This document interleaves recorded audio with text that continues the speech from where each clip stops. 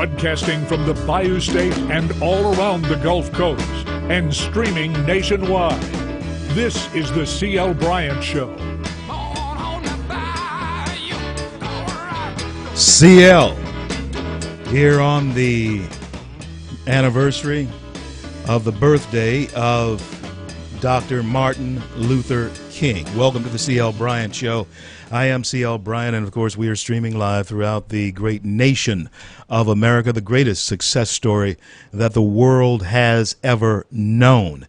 And I want to welcome aboard all of our friends listening in the immediate area, in the southern Arkansas and East Texas area, and throughout the Gulf Coast. Also up there in North Carolina, Wilmington, North Carolina, I want to thank you for welcoming us into your family.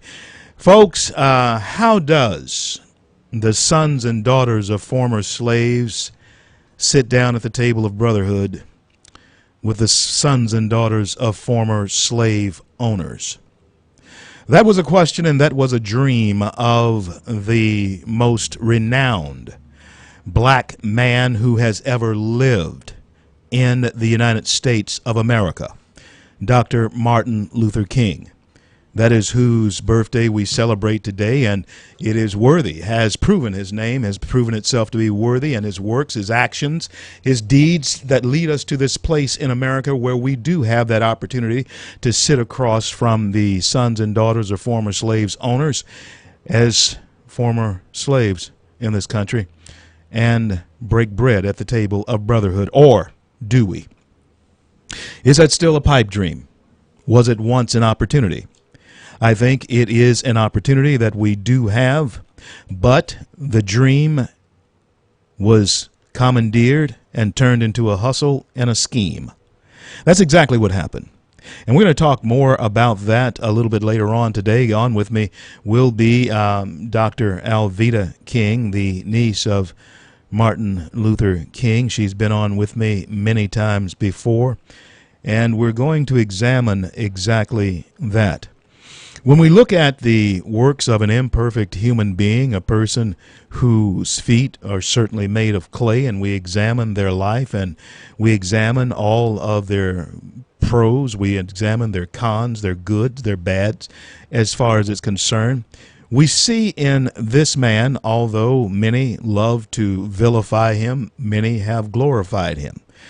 I look at him as a historical hero of mine, because I came along in a time in Shreveport, Louisiana, where there were many black people, you might not know this, who were afraid to even whisper his name. Why? Because they were employed by, of course, white employers, unless they had their own business. It was independent business owners in Shreveport, Louisiana, black though they were, who were responsible for bringing Dr. King to Shreveport back in 1959. Dr. C.O. Simpkins, a dentist at the time, and I think he's retired now. I think he is at 92 years old, although he's so spry he probably could continue dentistry, was the catalyst in bringing young Reverend Dr. Martin Luther King to Shreveport, to the Galilee Baptist Church, where Dr. Edward Jones would soon become the pastor there. I believe that J. Terrell Stewart, the pastor before him, was still the senior pastor. I was a 3-year-old child, born into the church. My mother had been a member since the 30s. And in 1959, Mom and I were there. And again, I was 3 years old. Dad was at work. He was the maitre d' at the Shreveport Club, downtown Shreveport, and he had been there at that time for a little over 30 years. His activity and his participation in the civil rights movement had to be very much undercover at the time because of the people that he worked for and the times that we lived in. And so it was with so many people whose livelihoods depended upon the majority white community and those who provided jobs. However, you had beauticians like Mamie Love, and you had beauticians like Bernice Smith, who were independent enough, Mitty Fields, who owned Silver Moon Barbecue, and any of you who have lived here for any length of time remember Mitty Fields, who owned Silver Moon Barbecue right there at the viaduct of Milam Street. And it was Brown's Barbershop was right there after you got out of that corner. Brown's Barbershop was there. And across from Mitty Fields, Silver Moon Barbecue, any of you who remember it, was the Projects. Milam Galilee Baptist Church at that time was still on the corner of Williamson and Snow Street. The police station was across from it. It was a different time. It was a different world. And those young people who are living in today's world have very, very little knowledge of just how difficult it was living in a world where the opportunity was so limited. And that is why I have found myself today in 2017, and have been this way for nearly 20 years, a conservative black Republican, is because I do remember just how limited opportunity was 50 years ago, nearly 60 years ago.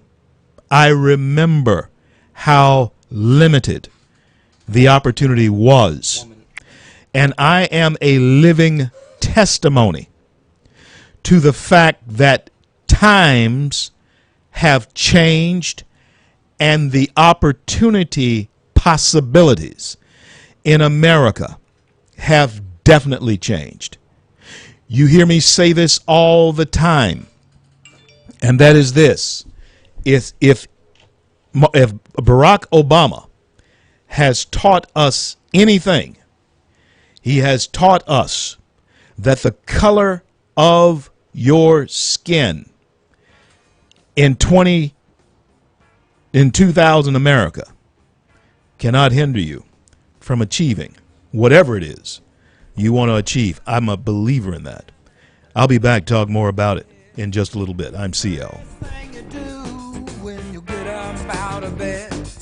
Is hit that streets are running and try to beat the masses.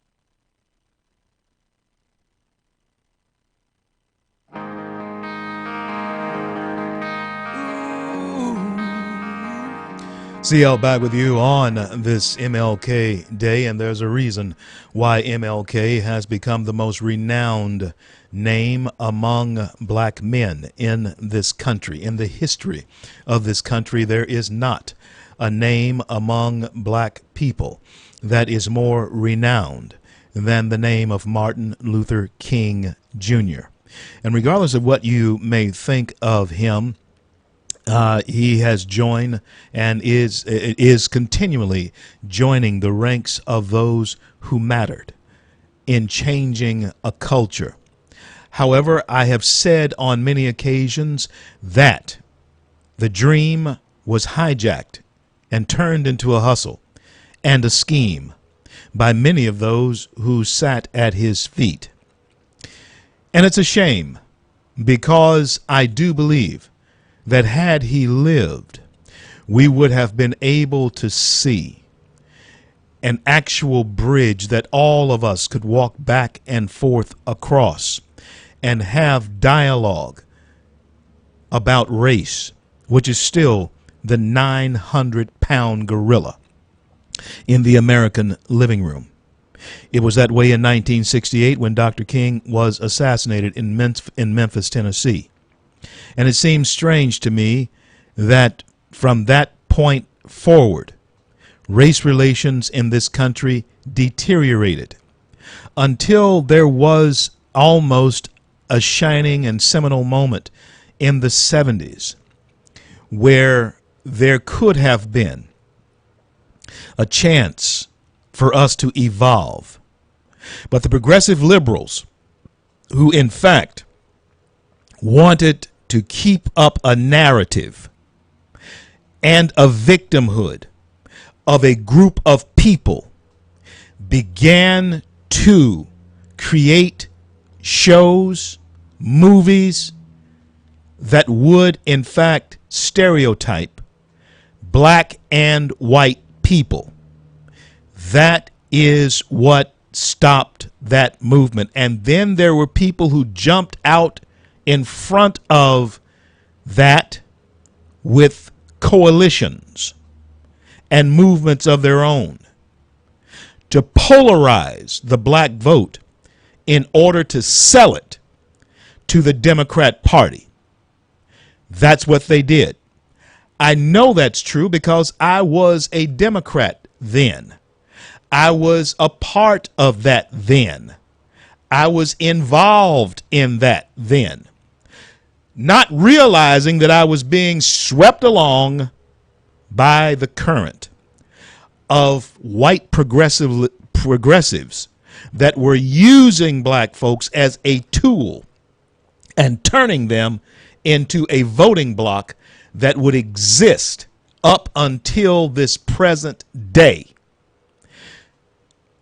It has been my work, my job over the last 9 years in particular to at least say so, that this is what happened. But let me tell you what truly happens when you say so. When you tell folks who are being swept along in the current that, hey, we have to swim out of this. The current is so fluid and it is so easy to ride downstream, especially when all you have to do is go with the flow. When you decide to swim out of that, then those who are going along with the flow don't want you to break the pattern of the stream. And they certainly don't want anyone who might be as adventurous as you to go along with you, because the more that are flowing in the stream, actually the bigger the payoff when you get to the main body of water, which is the Democrat Party. Oh, and by the way, the payoffs is all smoke and mirrors. You see, Democrats have been promising the payoff to black people for over 60 years.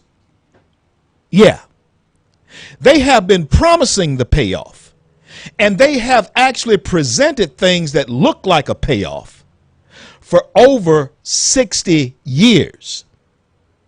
But no, the condition of black America, for those who go along to get along and go with the flow, has not changed. The only people in black America who have actually succeeded are those who have succeeded riding the strength of their individual talent, which is truly and uniquely American. And it is the same thing that every other successful American does. They have not gotten wealthy receiving handouts from the government. When you talk about athletes, when you talk about black actors, when you talk about black entrepreneurs, they may be Democrats, but the thing that they fail to realize is it was not the government that made them successful. Michael Jordan may be a Democrat. I don't know. But it was not the government that made Michael Jordan successful. Danny Glover, I know, is a progressive liberal. And you go to my website, you'll see me and Danny together. Love his acting. Brilliant actor. But it was not the government handout that made Danny Glover a successful actor. Same with Denzel. Denzel, I know this to be true. I may be walking out on a limb. I may never be able to get into the circle again, but I'm going to say it. His core values are absolutely conservative. But in Hollywood, where he is, of course, he has the strength of character and success, where he can do what he wants to do, much like Clint Eastwood. But it was not government handouts that made Denzel Washington a successful actor. It was his individual achievement. The former owner of BET did not become successful in business because he did not have drive. He became successful in business because he had it, and he had the gumption to go get it. I'm CL. We'll be back in just a little bit with Pastor E.W. Jackson when I return. Don't go anywhere.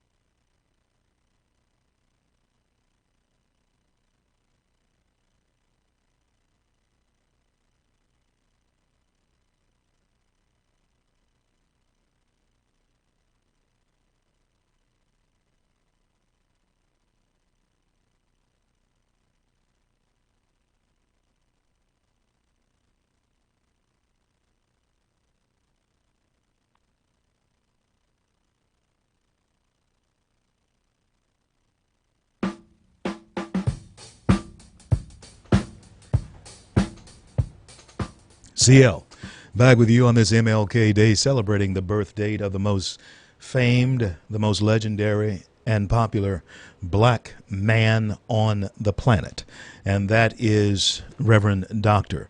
Martin Luther King. He was a native son of America, and of course he had a dream about a day that would come when the sons and daughters of former slaves and the sons and daughters of former slave owners would be able to sit down at the table of brotherhood, and we'd actually have a bridge to conversation. One of the native sons also of our great land is a friend of mine. He is Bishop E.W. Jackson, and I want to welcome him back to the C.L. Bryant Show. He is the president, director, CEO of STAND, and he's going to tell us all about that. But first, let me welcome Pastor E.W. Jackson back to the C.L. Bryant Show. Pastor, thank you so much for being there. Oh, CL, I'm honored to be with you always. It's good to hear your voice, and just glad to be with you. Pastor, it is our privilege and honor to be with you. I was saying, first of all, let's talk about STAND before we get into Dr. King. Tell us about STAND. Tell us what that's all about and where you're going with it. Well, of course, the acronym STAND means staying true to America's national destiny. We believe, CL, that America is not an accident of human history, that it is a providential nation ordained by God, and that God had a purpose in this country to, I think, demonstrate what the kingdom of God looks like by bringing people from all over the world together, to work together, to grow together, to prosper together, to respect one another. But unfortunately, we have been sidelined and waylaid by race and racism and accusations of racism and the perpetuation, exploitation of race, and we're dedicated to trying to put an end to that, put a stop to that, to bring people together across racial and cultural lines to uphold our Judeo-Christian principles and values. And so we have a number of projects that operate under our aegis. I mean, one is Ministers Taking a Stand, and you've been part of those calls. We got ministers all over the country who are committed to this idea. The other is got a thing now called Stand with Law Enforcement, in which we're encouraging ministers to take a stand in support of our law enforcement officers in the lawful carrying out of their duties, as opposed to the stuff that's being thrown against them now, accusing them of being out hunting down black men. We've got something called Project Awakening for America's inner cities, a private sector recovery plan, and a get out the vote plan for churches and pastors to help Christians understand they have an obligation before God to get involved in the political process. So we're doing a lot with a small staff, but praise God, we're getting it done. And Pastor, give us the website.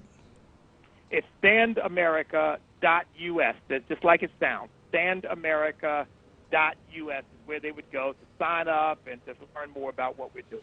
Absolutely, folks. I do want you to do that. It is a great, great endeavor that Bishop E.W. Jackson is launched upon, and I certainly will engage with you as well, Pastor. Now, you and I have had this conversation in previous times past. I've known you now for years, and it is great to be with you. But especially on this day, let's then talk about the dream and how it was hijacked and became a hustle and a scheme. This is how I have pretty much prefaced the show. Alveda will be coming on. Dr. Alveda King will be coming on with me a little bit later on. And I want to explore what happened, because I believe if King had lived, I believe we might have been able to evolve past where we have come to in this country, as black folks in particular, and as a nation. How do you see it, Pastor? Well, the first thing that comes to mind is Dr. King did not have a vision for black people. He had a vision for America. And what he wanted was for black people in America to experience all that America represented.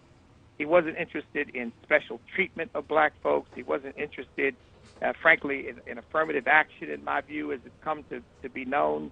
He was interested in making sure that Americans of African descent had the same opportunities and rights as any other American citizen, and that we would come together as one. You know, he talked about the table of brotherhood and the brotherhood of man, and our children would sit down and not judge one another by the color of their skin, but by the content of their character. Dr. King wanted to bring us together.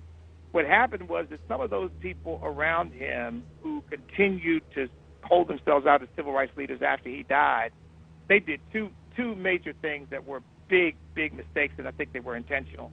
One is that they did make it completely racial. It was all about black versus white. It was not about bringing us together any longer. It was about getting advantages primarily for themselves under the guise of getting, certain benefits for black people. And that meant perpetual division, not unity for the country, but perpetual division, which I don't think what Dr. King was about at all. And then the second thing that happened, they became the wholly owned subsidiaries of the Democrat Party, which meant that instead of an agenda of real civil rights, it became just a leftist agenda for all kinds of crazy stuff, as you know. I mean, Right. they want to support Planned Parenthood. They want to support same-sex marriage. Just like Right. Kim Burrell here recently, this black gospel singer is being persecuted by the NAACP because she preached a sermon in her church about marriage as a union between one man and one woman, and now you got all these so-called civil rights leaders persecuting her. So, to me, it has been hijacked, and those are the primary ways in which it's happened. Exactly right, Bishop. And, I love the way you put that so succinctly when you said that Dr. King did not have any vision of special favor for black people. And it puts me in the mind of Booker T. Washington, as well as Frederick Douglass, who also had no special interest, had no vision of special interest for black people. They wanted black folks at least to have the opportunity, as everybody else did, to stand on their own 2 feet. And like everybody else, if we failed, then let's fail and get up again and try it again. But let the opportunity be there. And so I see that on this day, as we celebrate the anniversary of the birth of Dr. Martin Luther King, that has been greatly lost. Now, I heard that you have a website, a link to helping law enforcement, standing with law enforcement. Why is that important in the black community from your perspective? Well, I think, with regard to this whole thing of, special treatment for black people and perpetual division, I think this is another instance in which I said, they're trying to use the paradigm of the 1950s and 60s and apply it to 2016. I mean, so what's happened is that they've used racism as a way to pit black folks against police departments that are sometimes, like in Baltimore, half of the police officers are black. Right. The prosecutor's black. The mayor is black. The police chief is black. And yet, you get this mantra of, it's racism. Hold that thought right there, Bishop. Hold that thought right there, Bishop. I'm going to be back with Bishop E.W. Jackson, president of STAND, when I return. I'm CL.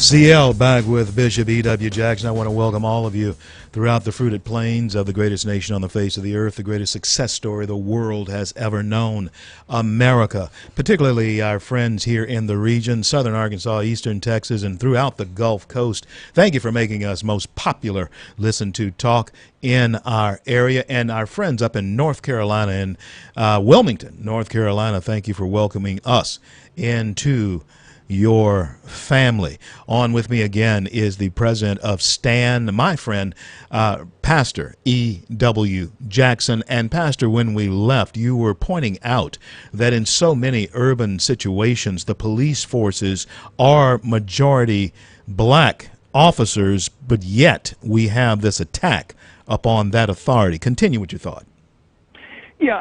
Baltimore to me is a perfect example. Here you got a black mayor, you got a black district attorney, you've got a black police chief, you've got half the police officers are black, and when Freddie Gray dies during this ride to the jail, they're accused of a racist attack on Freddie Gray, and yet 3 of the police officers involved in the arrest were black. So I say, so this can't really be about racism. It's got to be about something else. And so I'm convinced it's really about using police officers and using these incidents as political leverage to get power, to convince people that you're their champion, to manipulate black people into being angry and stirred up and say, you're their spokesperson. In other words, the elite, the black folks who are trying to get something for themselves, use this as a tool. They pit black people against police officers in order to do that. And so what we've started is Stand With Law Enforcement as an effort to get people to understand most law enforcement are just like any other human being. They're trying to do a very difficult, a dangerous job, but they're trying to do it with honor, do it with integrity. They are not out hunting down black men, CL. The data demonstrates that unequivocally. Right. And in fact, and I'll say this is the last thing on this.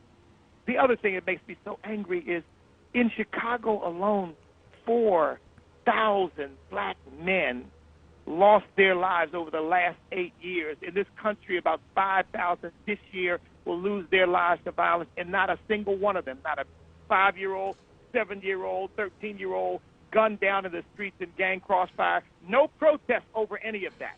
No riots over any of that. No city council meetings over any of that. Only when a police officer is involved, which is a scintilla of the murders, of the killings, that take place in the black community. To me, it's hypocrisy. Preach, preacher. I got to tell you something. Now, we are facing a new day, and of course, neither of us know tomorrow, Pastor, but we do know who holds tomorrow. In fact, that's what you and I are all about as far as who holds tomorrow. And both of us are unashamedly gospel preachers and followers of Jesus Christ. But now we do live in a world that is laden and infested with political ideas and philosophies. And so we are changing the guard there at 1600 Pennsylvania Avenue. Pastor, if you would give us your ideas on do we have reason to be optimistic? Because I've talked to pastors who have both views, and I want to hear yours. Well, I'll tell you, I've evolved because I was not supporting Donald Trump when he first began to run. I was supporting Ted Cruz. When he won the nomination, though, I did support him, but it was sort of pro forma support because he is the nominee, and I'm going to support the nominee. I don't want Hillary Clinton to be president. But over time, I became much more enthusiastic about Donald Trump, and now seeing the appointments that he's making, I'm more enthusiastic still. I was at a meeting yesterday in Washington, D.C. called POTUS Shield with a group of prophetic pastors who were talking about this whole Cyrus connection with Donald Trump and believing that, as I now do, that God is using Donald Trump in ways that none of us initially anticipated that he would, and that, in a sense, God has backdoored the devil. I like that. You're going to hear that again. Preacher, you're going to hear that again. Yeah, man. And brought Donald Trump in under the spiritual radar, if you will. And he's got a lot of preachers, black and white, powerful men and women of God speaking into his life. I am, and for that reason and others, I am extremely hopeful about his presidency, and of course, just elated that we didn't have more of Hillary Clinton, which would have been just more of President Obama, who, in my view, was an utter disaster for the country. Do you think that over a period of time, and I know it's not going to happen overnight, that race relations will actually become more will become better. I know that you and I are going to do our part, but do you think that the left is going to actually give him even if he walks on water, they're going to say that he can't swim? You know, are the attacks going to be that vicious that even if he makes progress in race relations, they're going to try to make something out of that? How do you see that shaking out?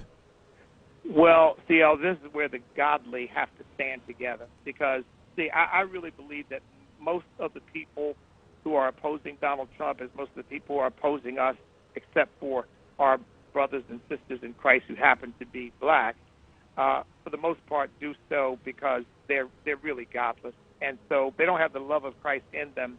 They're not interested in giving anybody a chance. They're interested in political power.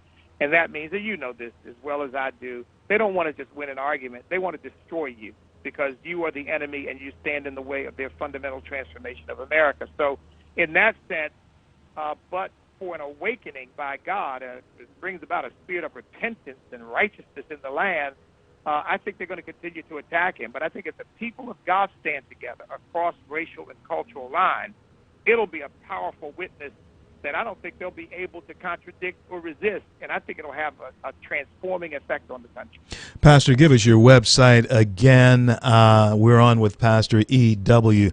Jackson, president of STAN. It has been my absolute pleasure. Stay tuned. We're going to be on with Dr. Alveda King here in just a little bit, and I've been honored to be on with Pastor Bishop E.W. Jackson. Give us your website one more time. Thank you, Steele. It's, of course, always an honor to be with you. Got to see you more. But they can get to us at standamerica.us, just like it sounds, standamerica.us. And also, E.W. Jackson, Google it or go to Facebook or Twitter, and they can also follow me on Facebook and Twitter. God bless and keep you, preacher. I'll talk to you soon. Amen. Thank you. Thank you.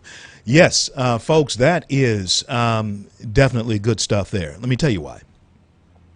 When we think about just how prostituted, I'm going to use that word, the vision of Dr. King has been, it has been prostitute. When we think about just how prostituted it has become. For people like myself, who became a part of this movement through parents who were a part of the civil rights movement, it makes me very ill. I'm going to tell you more about that when I return. I'm CL.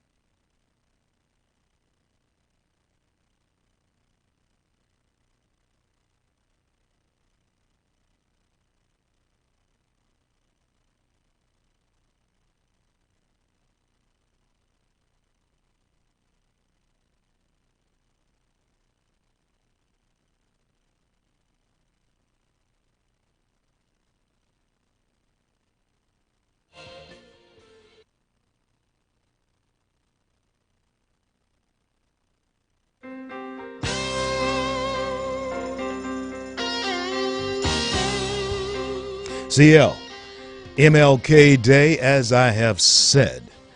How do you begin? As I have asked, how does a black man in America become the most renowned, the most recognized and legendary name as a black man on the planet?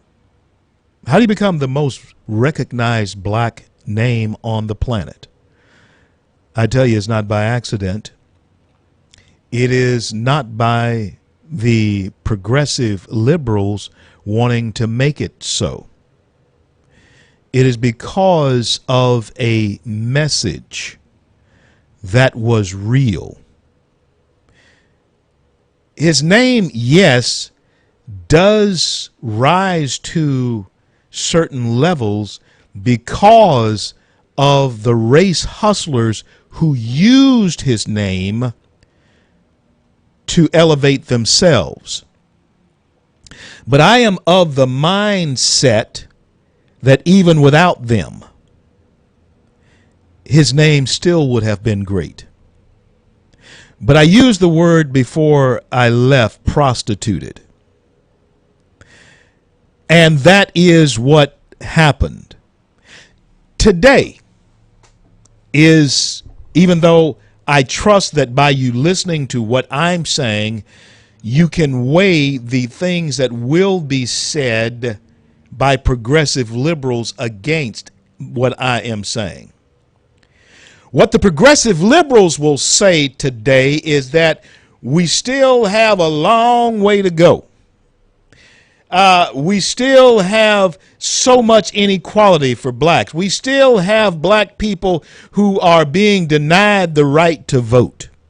You will hear that lie after lie after lie today. Why? Because that is the prostitution of this day and the name of the most famed black man on the planet. And people prostitute folks like Martin Luther King Jr. They prostitute him. They say things that he would be appalled that they are saying, particularly nearly 60 years after he really did sacrifice his life because he didn't have to do it. He could have walked away and lived. In fact, he was warned to walk away and live. But because he was following a vision, and he was a modern day prophet, a modern day prophet of society, he was following a vision that I truly believe that God had placed in his spirit of what America could be. But like even prophets of old, of biblical days, so many times the outcome for preaching and speaking the vision was not good. And just like so many times churches prostitute the gospel, the good news, so it is modern day people who talk about civil rights in the vein, or at least speaking of the vein that MLK spoke of. They prostitute his vision of what civil rights meant. Let's examine it for just a second. A civil right, plainly and succinctly put, is not a right for just black people. That's what many people have grown to associate civil rights with. That's a lie. That is not true. A civil right is simply something that all of us as citizens should be able to enjoy together, because we are civilians of this society and we have rights to the Bill of Rights, which are our civil rights. We have rights to the Constitution of the United States, which define our civil rights. We have rights according to the amendments of the Constitution of the United States, which are our civil rights as Americans. What King was identifying for us was the fact that black folks at the time were not enjoying civil rights. He was telling America particularly here in the South. And Shreveport, believe it or not, was the last city to concede defeat in the Civil War, and old ways here died hard.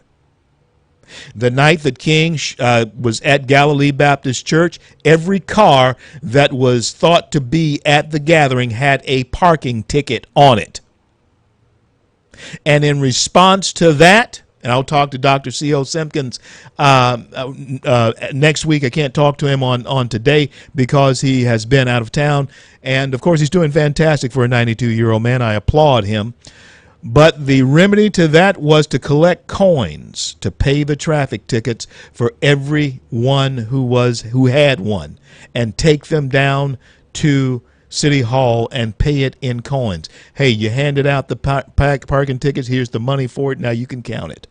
That was the idea. But what King wanted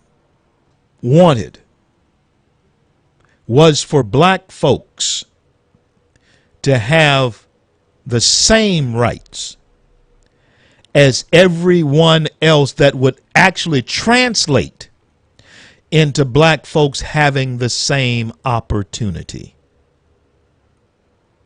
That's what Dr. King wanted. He wanted that to translate into black folks having the same opportunity. Now, the question, the $100 question on the table that progressives will challenge me on at every turn is this: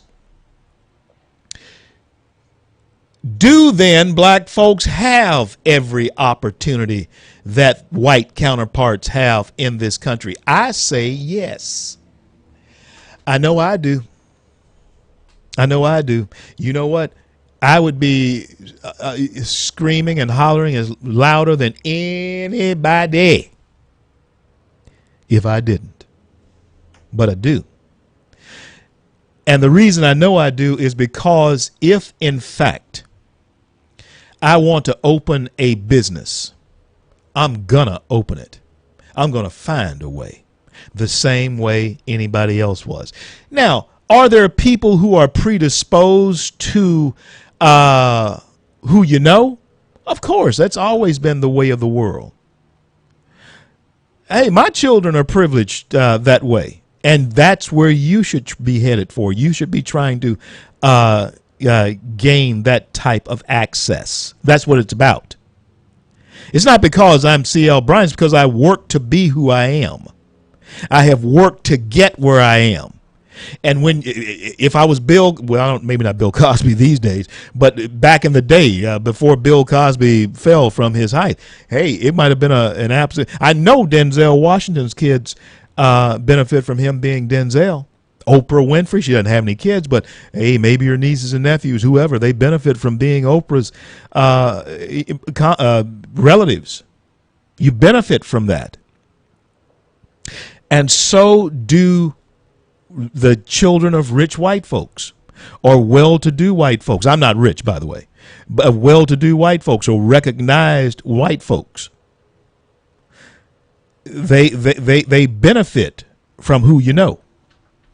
And folks, it is true. It's not always what you know or how smart you are. It's who you know. That is the opportunity all of us have. You have an opportunity to rise above any of that, but it takes work. Nobody hands that to you. And when you see all of a sudden you hear about CL all over the place, and you think, well, he came out of nowhere overnight. This has been a process of over nearly 30 years. I've been preaching the gospel 35 years. This didn't happen overnight. This has been through many dangers, toils, and snares. I've already come. But it's been God's grace that has brought me safe thus far. And his grace will lead me on. It has been a process. It has been work. Oprah will tell you that nobody knew who she was. There was work. You have the opportunity to work and take advantage of whatever's available to any American, black, white, whoever you are. You can do it. I'll be back. I'm CL. I was 18, didn't have a care.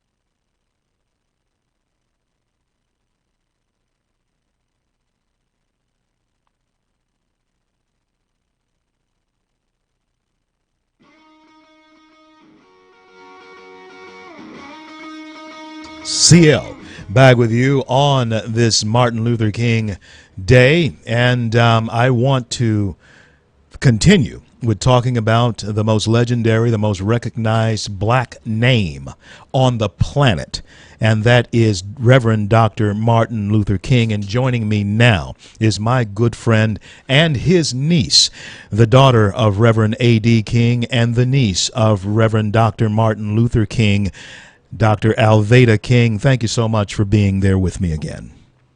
I am so glad to join you today. This is the day, CL, that the Lord has made. Let's really rejoice and be glad. Absolutely, Alveda. And I'm glad that you're taking it. I don't have you for a long time, I am told. And so let's get right to it. I want your thoughts on this. Dr. King, in my estimation, did not want any special privileges for black folks. He wanted opportunities to be equal for us. As you know, you were a part of the civil rights struggle. You know that the playing field was not level. What he wanted was that field to be leveled out, and then for us to take advantage of the field being level. Is that what it was? Alveda? Is she Yeah, there? please excuse me. Okay. I'm sorry. You know, my uncle, if we think about my uncle, Martin Luther King Jr., he, his whole philosophy, he was a preacher, not a speaker, he was a civil rights leader, but he was really a prophet. And so what his whole thing would be to draw people, guide people, turn people back to God. Even if he were here today, he would not engage in the things that we're seeing back and forth, CL, people angry, breaking up relationships, friendships, posturing to get attention. He would really be focused on things of the Lord. And even to make America great again, in order for America to be great, we must all really come together as brothers and sisters. Acts 17:26, one blood. We've talked about this so much. Not separate races, not separate communities, not separate churches, the black church, the white church. Really? Oh, my goodness. Yeah. So that really is the message. But, you know, the theme this year is peace with justice. Peace with justice. Not peace for justice, but peace with justice. And that is the theme of the Martin Luther King celebration this year. And if we can think about that, we've got to have peace. We have to, before we can even get justice. And that's important because the message of Dr. King was a non-violent message.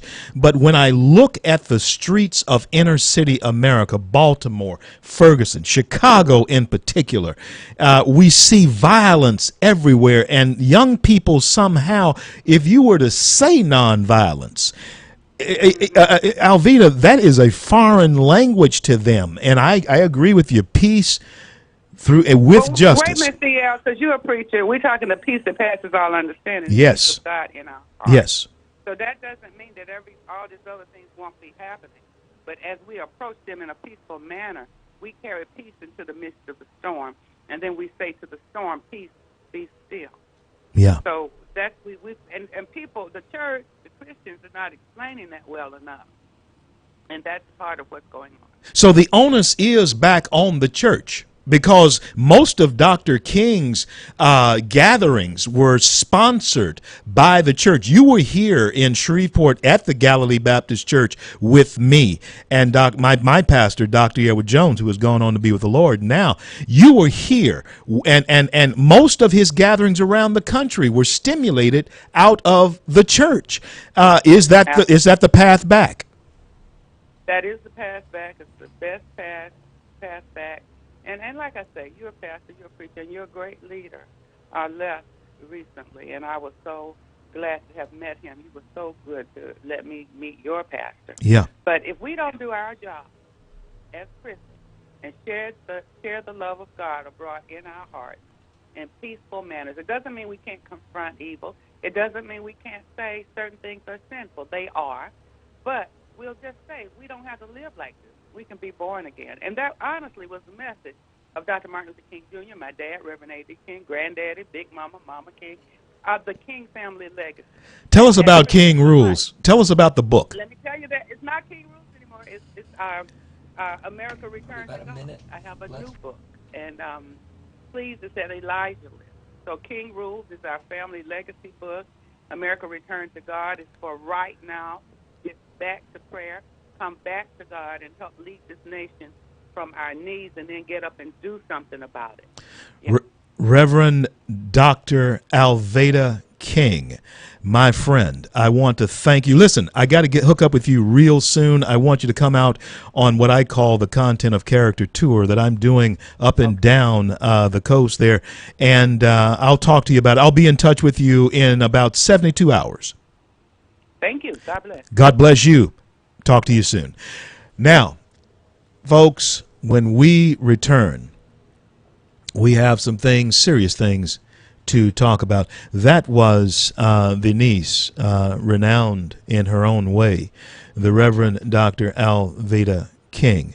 I'm working on getting the daughter of Dr. King, Bernice, Reverend Dr. Bernice King, on with me during Black History Month. I want to talk to you about Black History Month, but not today.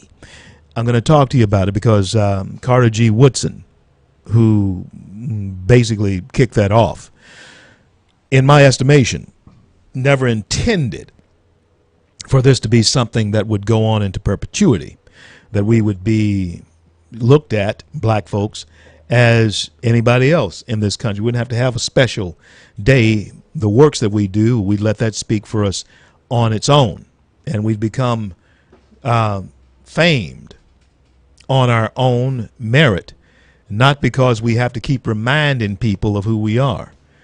We've become a type people where people would want to know and would know by the works who we are. I'm CL. I'll be back.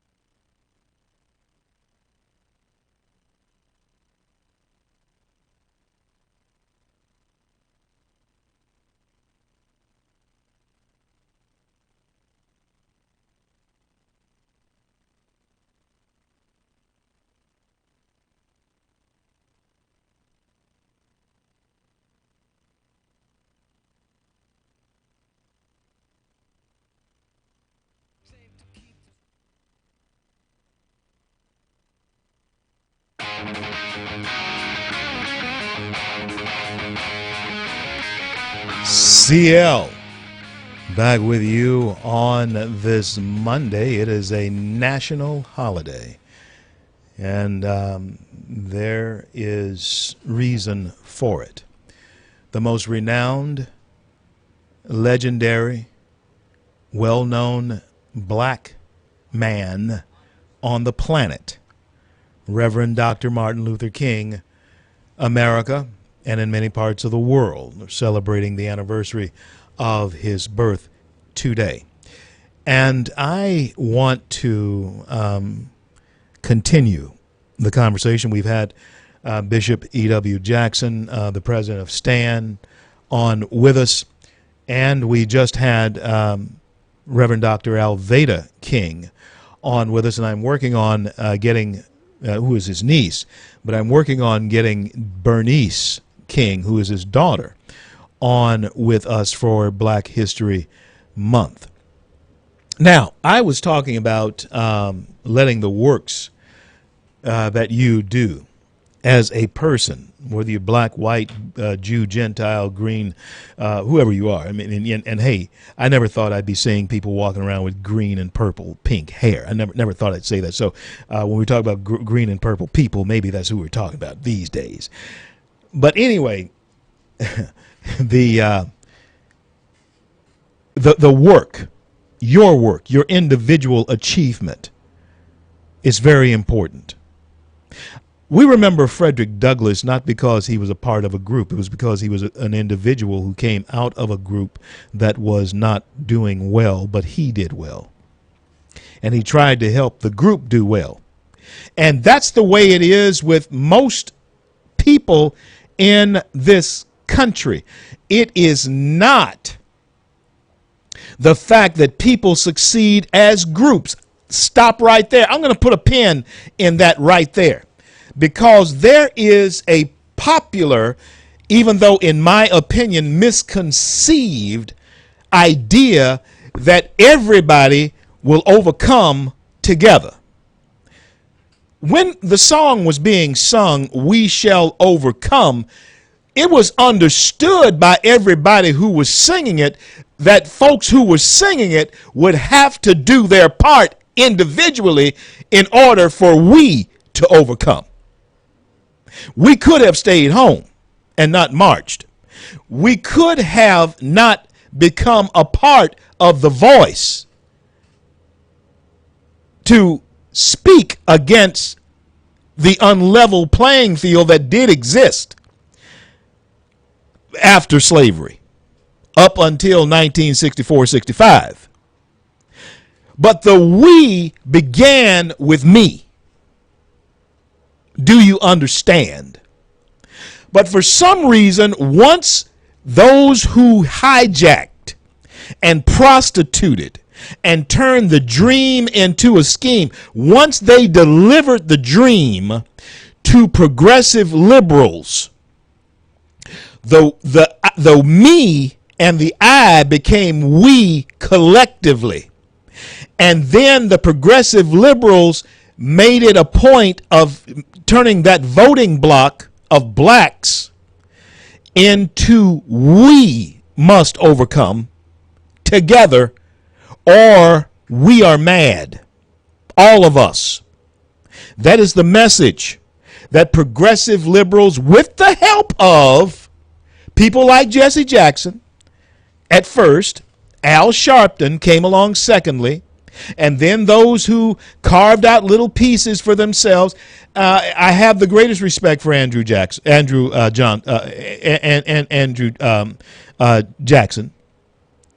have the greatest respect for him.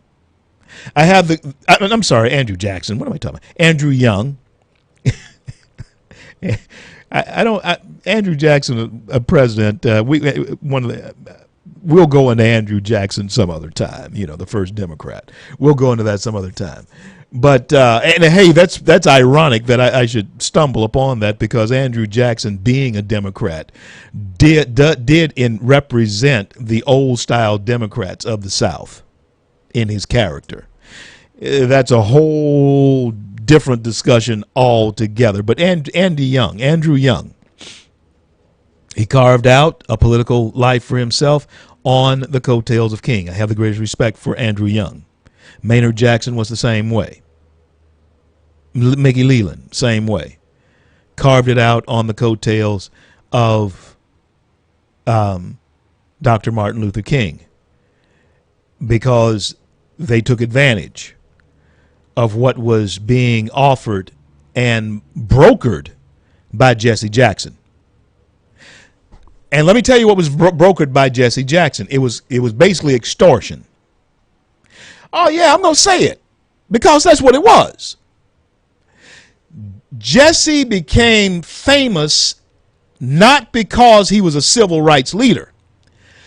Jesse Jackson became famous as a shakedown artist. Yeah, Al Sharpton too. I'm not mad at him. The Coca-Cola and places like that stupid enough to do it. Hey, I'm not mad at him.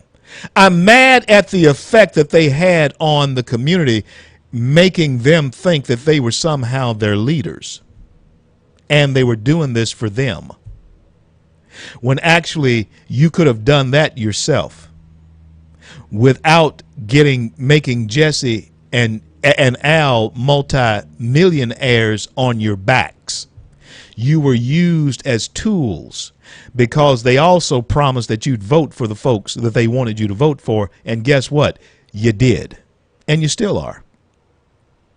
And they evolved that hustle to a point where they actually gave you the so-called, and that's all it is, so-called first black president that you had become so emotionally tied to. I want to point something out, though.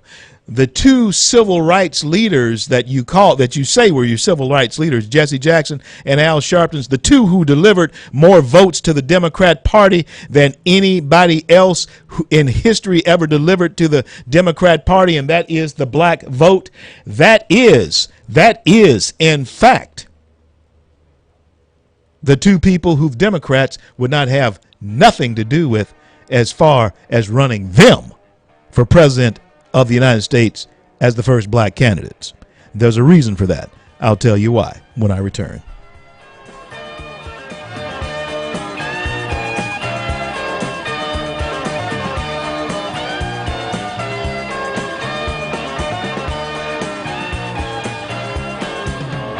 What do you do when you get lonely? Nobody's waiting by your side.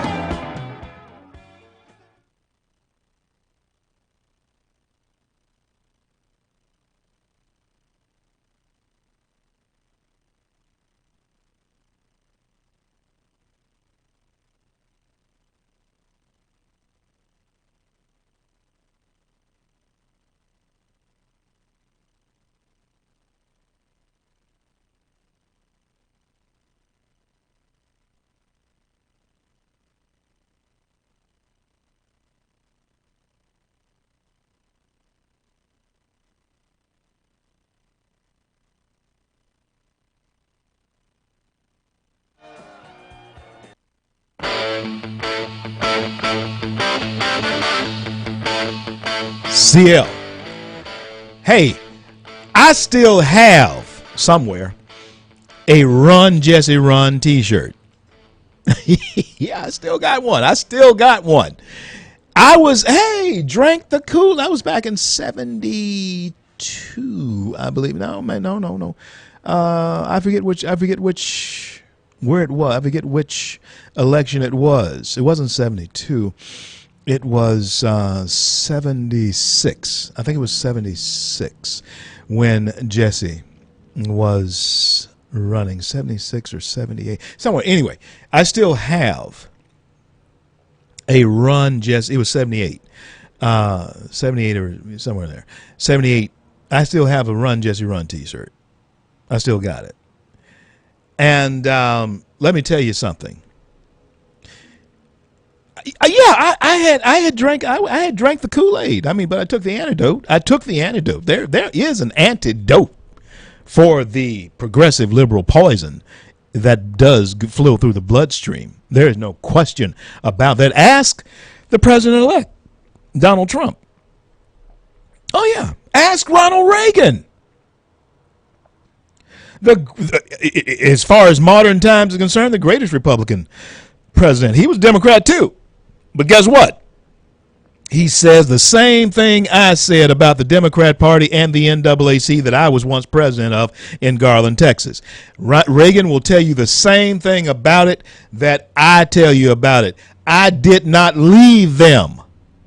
They left me with their progressivism and their anti-Americanism. Because when we talk about things that are anti-American, hey, special people getting special favors just because of the color of their skin is un-American. Make the playing field level, but don't give me any special favors, because then you hurt me.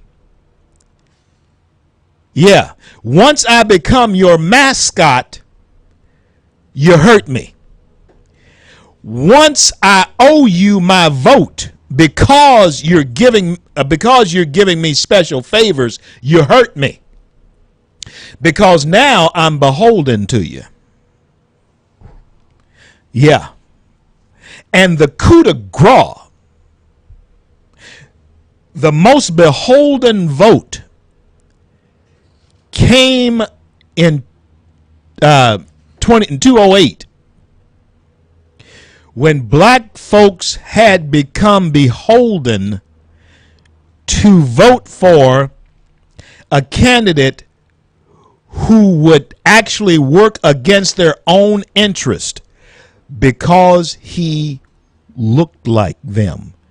That was evidence of the total and complete brainwashing the progressive white Democrat Party had done. The job that they had done. It was masterful. I have to give them credit. The job was masterful. It was brilliant. And the candidate was a stroke of genius as far as Barack Obama was concerned. He was a stroke of absolute genius. You couldn't lose, as Reverend Ike would say, with the stuff the progressive white liberals were using. You couldn't lose with it. The progressive white liberals knew that they couldn't lose if they put up Barack Hussein Obama, because black people, they would lose their minds before they did not go and vote for him, not even paying attention to what he was about. He wasn't about you. That was evident. Even I was emotionally attached to him because I'd never seen anything like Barack Obama. Not running for office. He wasn't Al Sharpton. He wasn't Jesse Jackson. He was polished. He was well-spoken, had a good-looking family. I mean, he was Ivy League. I had never seen anything like him being run for president or even run for black office, just to use a phrase.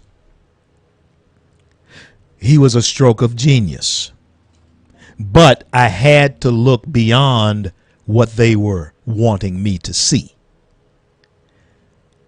I had to look beyond what progressive liberals wanted me to hear.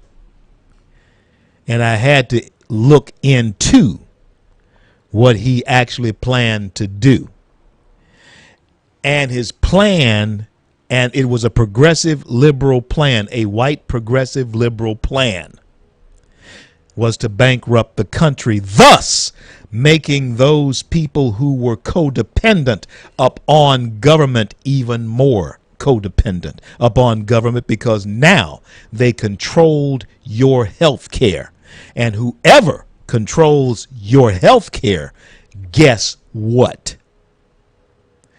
You got it. They control you. He was the perfect foil for that. And black folks, I got to tell you, hey, you fell for it, hook, line, and sinker, because your emotions were tied to the color of his skin. And your rational thinking went out the window. And now we got to fix it. We have to fix it. Because if we don't fix it, the codependency will continue to destroy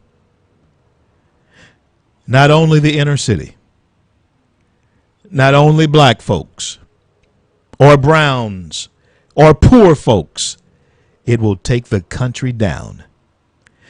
And as the immigrant from the Ukraine asked me when I was speaking one time in Pennsylvania, CL, if America goes away, where will people go? You hear these clowns talking about if Trump becomes president, they're going to leave the United States. Guess what? Ain't gone nowhere. They're hungry. Their hearts are. Everybody got one. I'll be right back. I'm CL. Got a wife and kids in Baltimore, Jack. I went out for a ride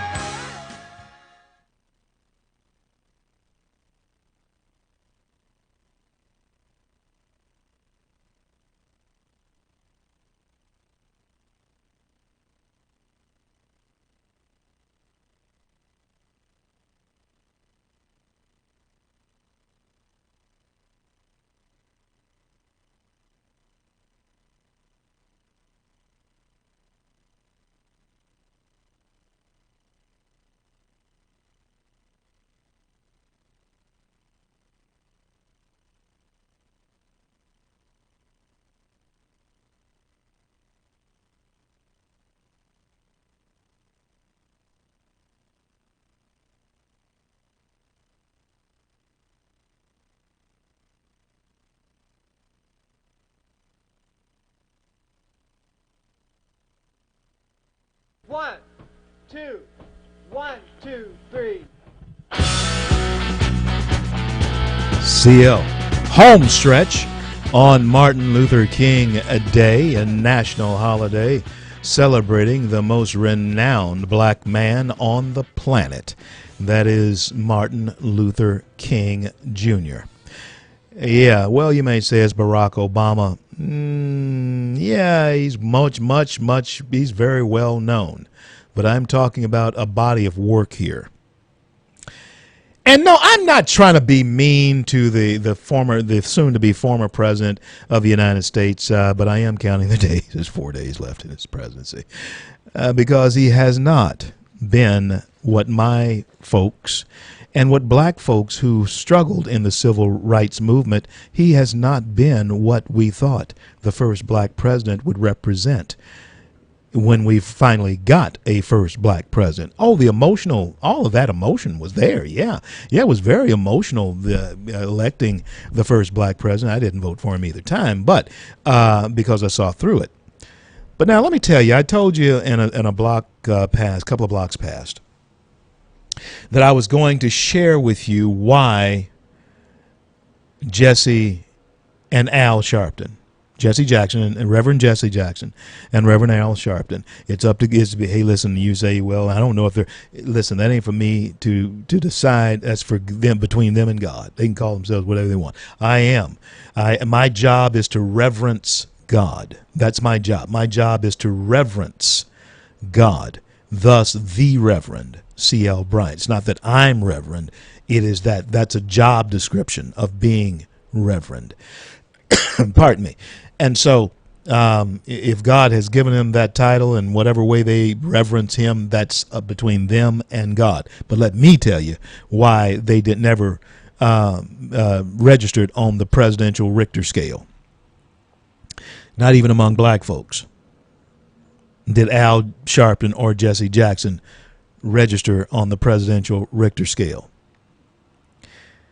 And that is because progressive liberals knew that they had sold out their people. Progressive liberals knew that. And they knew that Al and Jesse were very easily bought. They knew that. As far as shakedown artists, they also knew that Al and Jesse were shakedown artists. They knew that.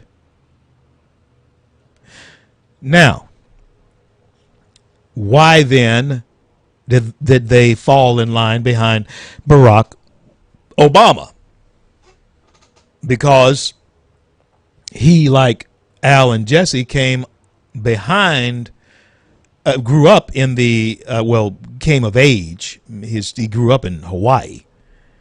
And and Barack Obama actually had to move to Chicago and attend Jeremiah Wright's church to actually understand and know what it was to be black.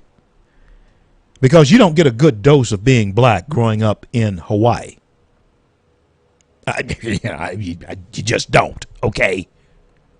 But you can in Chicago. You can do it in Chicago. You can get a good dose of what it is to be black in America in Chicago. But this kid, Barack Obama, grew up in Hawaii, where you don't get a good dose of understanding what it is to be black in America in Hawaii. That's just the fact. So, back to why Al and Jesse could not be president, but Obama could. The progressive liberals knew that this Ivy League trained, college trained law professor or teacher, speaker, could organize and campaign on a larger scale than he was doing in the communities and suburbs of black Chicago. That's what he was. He was a community organizer. And he was willing to take the money on the back end, whereas Al and Jesse always needed their money on the front end. Because now, the president is going to be a very, very, very, as all presidents are, it's just not him, but all presidents, when they leave the office, hey, the financial opportunities are incredible.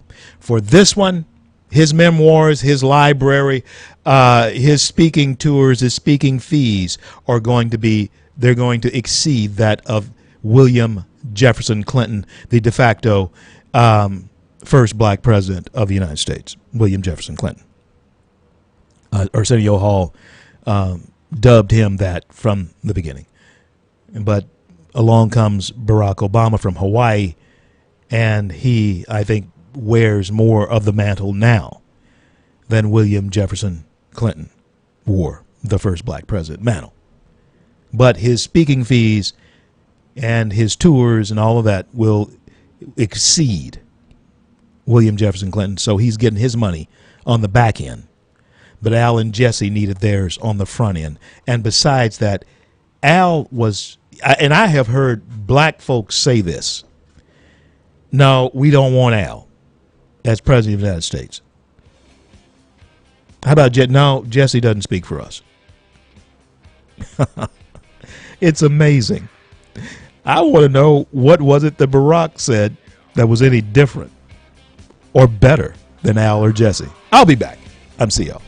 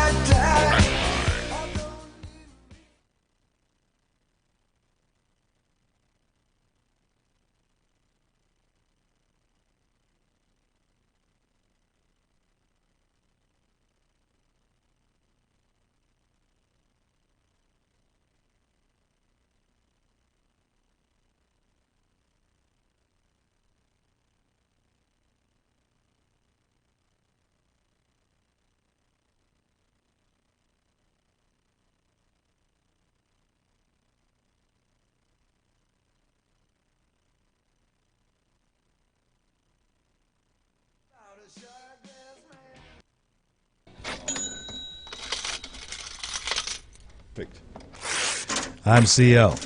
You know that sound, don't you? Listen to it. Listen to it. Here it comes. That sound is the sound of money. That's what it was about. with Al Sharpton, Jesse Jackson. It was all about the money. And hey, listen, folks knew that they were about the hustle. And so you didn't want to run that person as for president of the United States. But let's look at the reality. The reality of it all is this. When it boils down to saleability.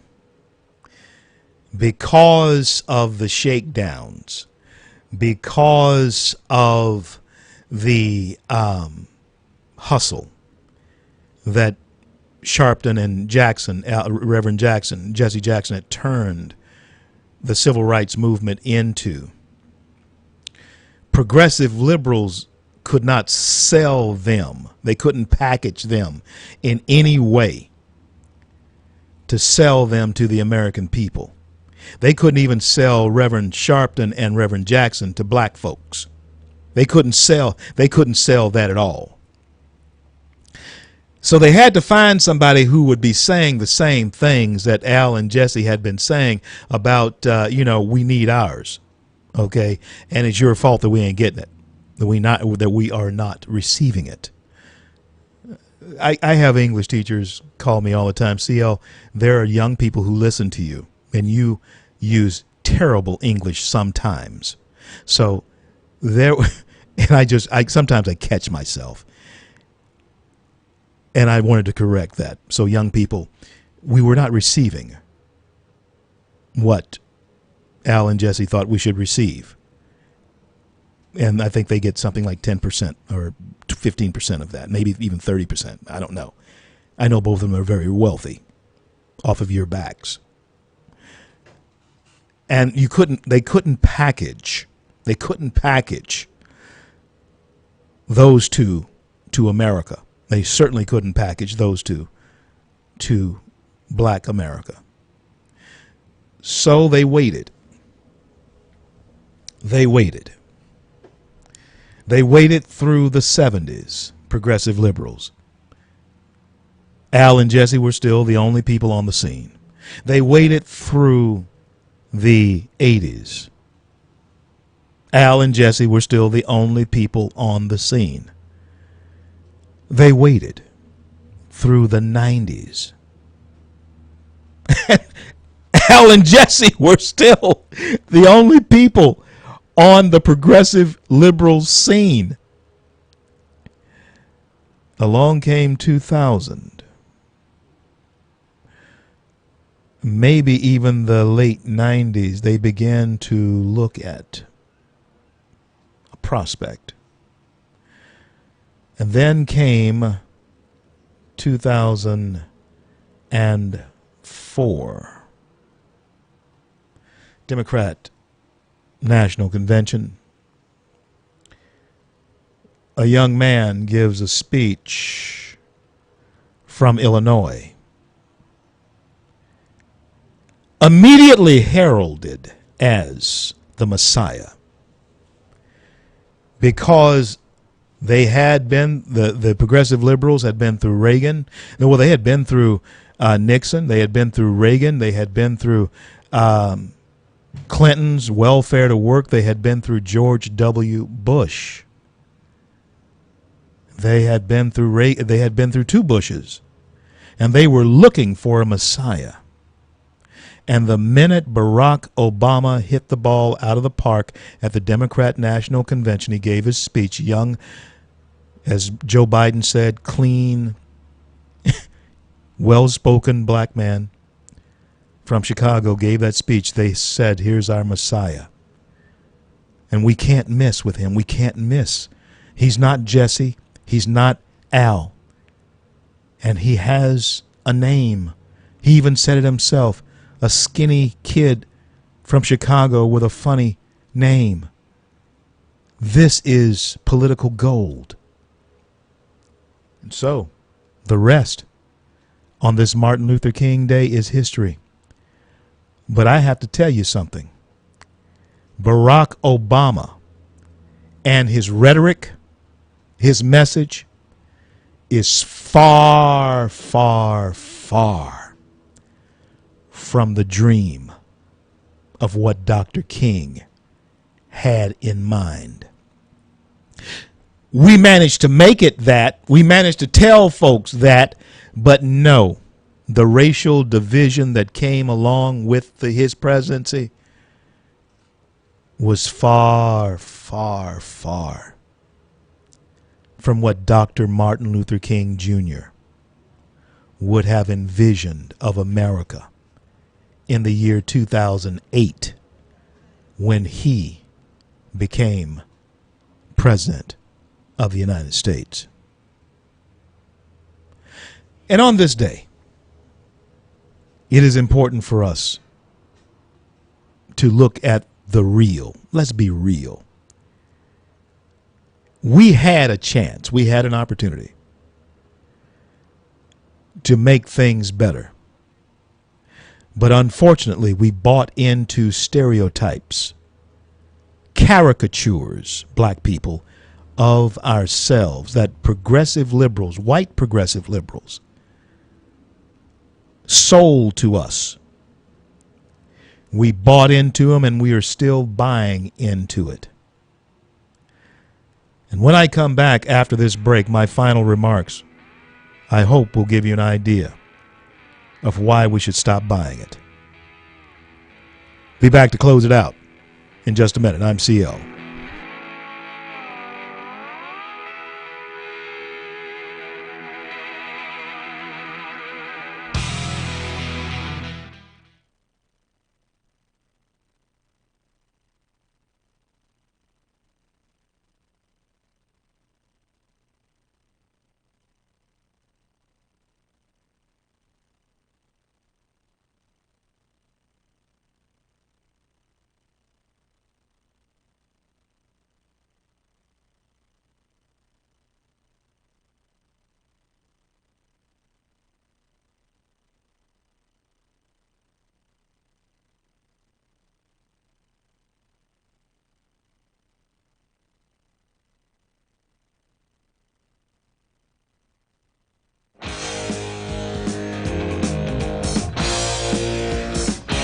CL back to close it out here today.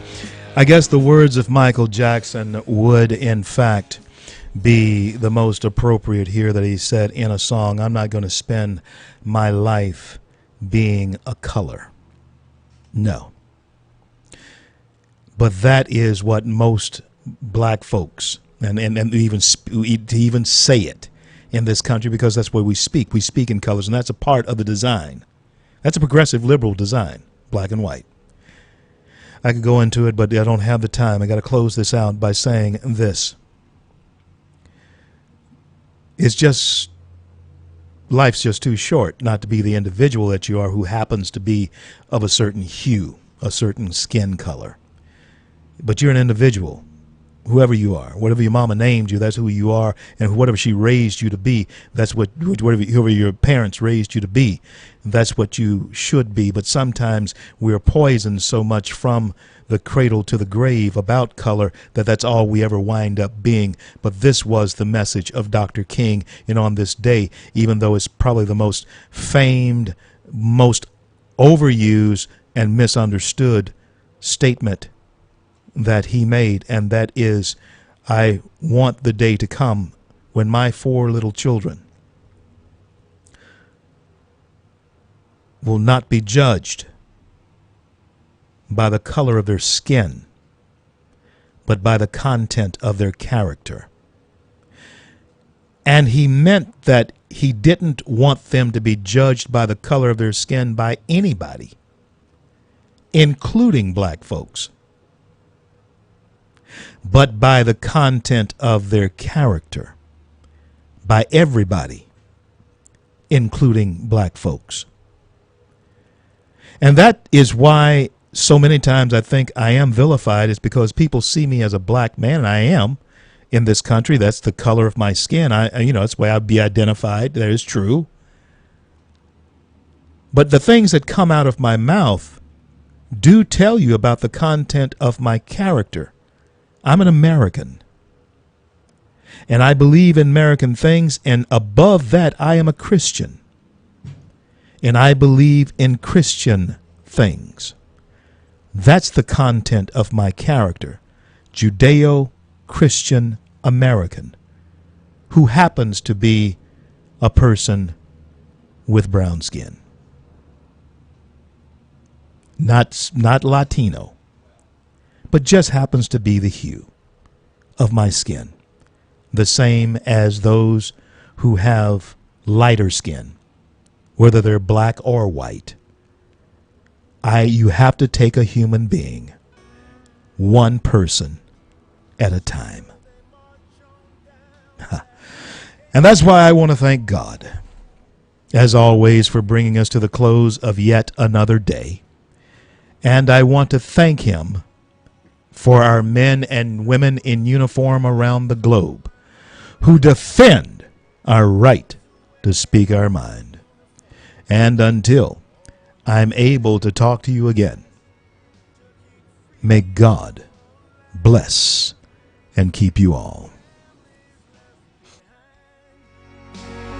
We'll stand by your side, and the bond will never be torn.